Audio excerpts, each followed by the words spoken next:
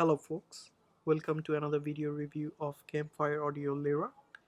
I've already reviewed the Campfire Audio's Orion headphone, and in this review we are going to check its range, another in the range sibling. In case you haven't checked out my Orion review, the link is in the description below. I'm grateful to Ken from Campfire Audio and Mark from Head5 for providing me this opportunity to review the Orion headphones. This headphone comes in the middle range of the Campfire Audio lineup of IEMs, the top one being Andromeda, the second one Jupiter, this one Lyra, and the down next is Nova, and the previously reviewed one is the Orion, which is the entry-level one. The gear used as part of this review is the Quad Mojo, which is the portable DAC amp, as you can see over here, and also my trusty phone. So we're going to see how the sound compares when driven by the phone directly or by the Quad Mojo, which is the amp DAC, and it's a sensational one because it can drive the Sennheiser high-end headphones, over-the-ear headphones, really well. So, and also it's really well suited for IEMs as well, so it's like a versatile DAC amp. This review is purely based on Orion's review baseline, so I would recommend definitely have a look at my Orion video review before jumping to this one, because I'll be comparing a lot based on that particular video review which I did. The link is posted below. So now we are going to look at the packaging and presentation. The Lyra comes in a packaging similar to the Orion. The box looks exactly similar to Orion, but it has Lyra branding over here, as you can see. It is even having the similar kind of wordings, high fidelity in-ear monitors. The text in the box speaks of the make of the Lyra, which is beryllium PVD dynamic driver and ceramic housing, which we'll see when we move to the build quality. On this side, we can see the similar, the Campfire Audio branding, the picture of the Lyra, and Campfire Audio based in Oregon, USA. So we'll do a quick unboxing, which we do in every video review, and see what the packaging is like. So that's the Campfire Audio case over here. We'll discuss about the case in a second. Let's look what's in the box quickly.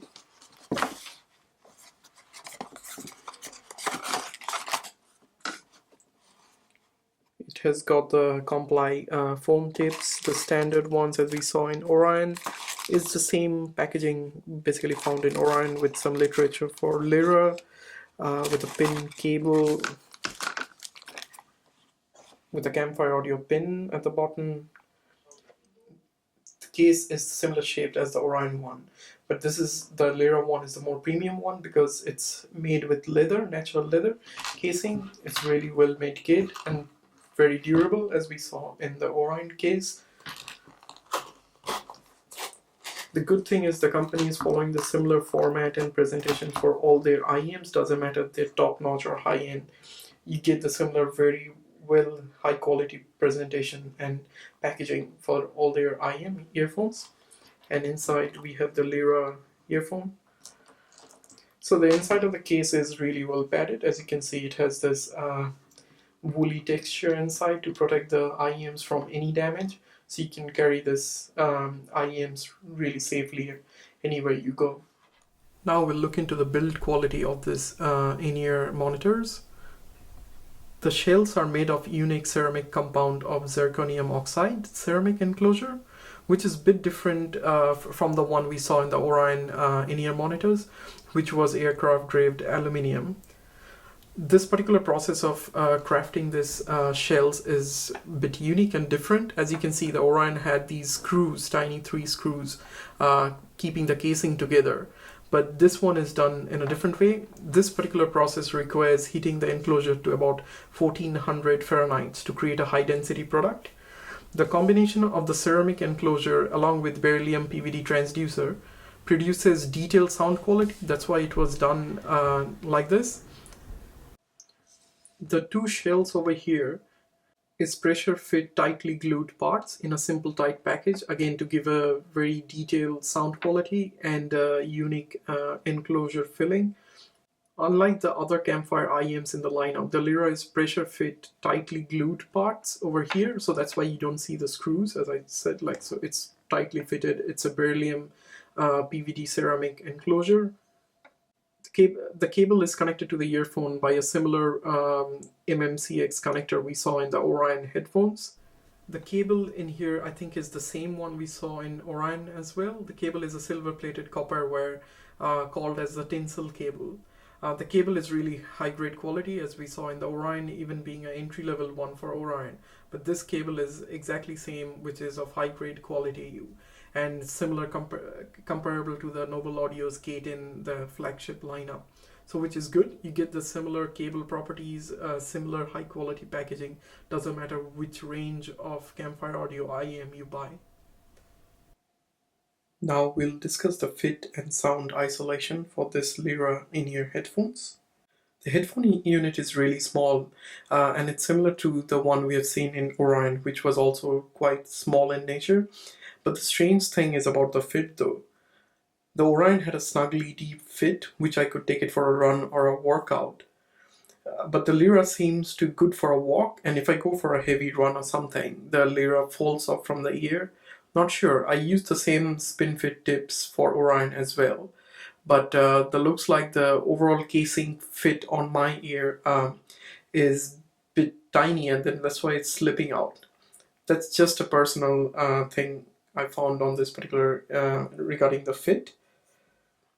As I said, I've used the SpinFit tips for this review purpose. I've also tried the Comply Comfort foam tips, which seem to be having a better fit than the SpinFit ones.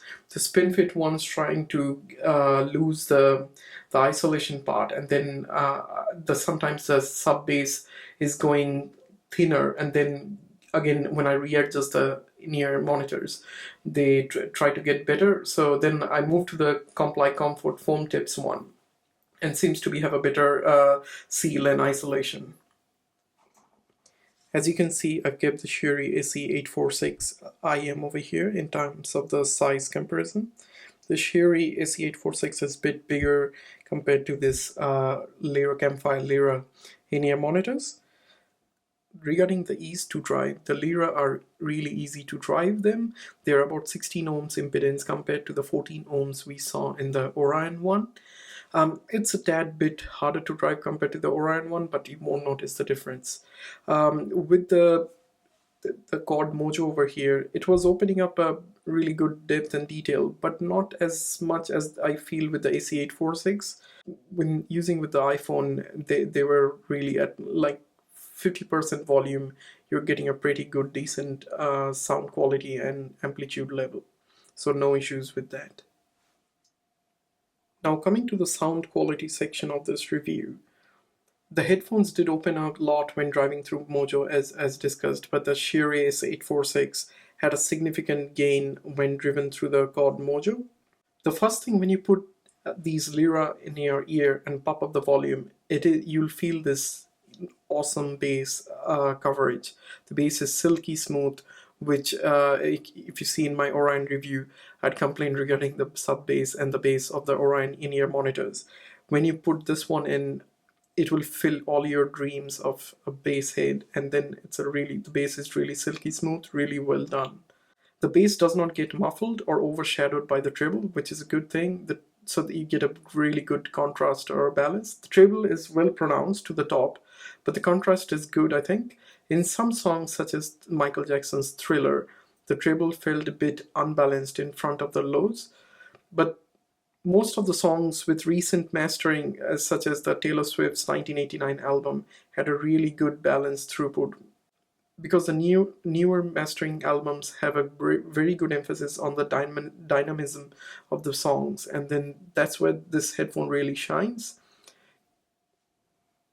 Compared to the AC846 we have over here, the Lyra, the mid and the high feels more neutral compared to the AC846, even with a smooth silky bass.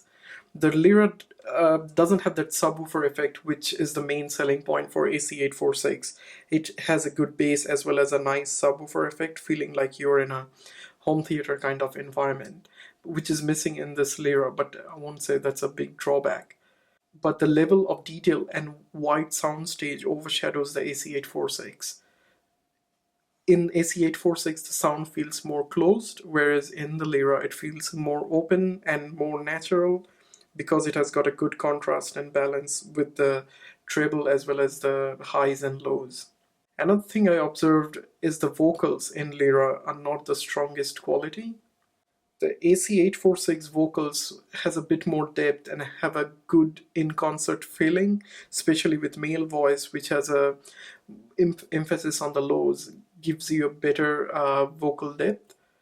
In this review, I've tried different genres of music, but Lyra suits best with modern recordings.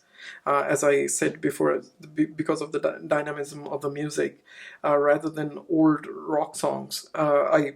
I think in AC846 it was a more pleasure to listen to the older classic rock, but the EDMs or the electronic music shine really well in the Lyra because of the great contrast and dynamics. So to summarize, for 749 US dollars, it is a potential competitor to other IEMs in this range. And compared to AC846, which is a $1,000 headphone, the soundstage is wide and the low to high balance is more perfect than the AC846. Wish the vocals emphasis is a bit better. I'm not pedantic about the subwoofer part, but just a little bit better on the vocals would have been an awesome in-ear monitor. But overall, it's a great package for this price, and you can't go wrong if you're a bass head and looking for a great dynamics in-ear monitor where you get a really good quality of really good high-end highs as well as a good dynamic range to the lows. This is a perfect in-ear monitors and definitely not the AC846. Thank you for watching, guys.